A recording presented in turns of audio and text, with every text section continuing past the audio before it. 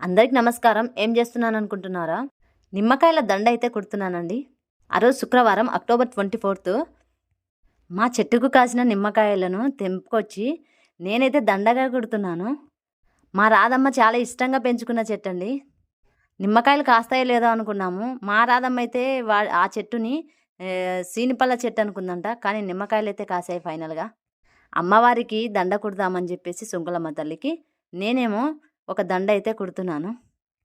అక్కడ వైష్ణవి వచ్చి డిస్టర్బ్ చేస్తుంది.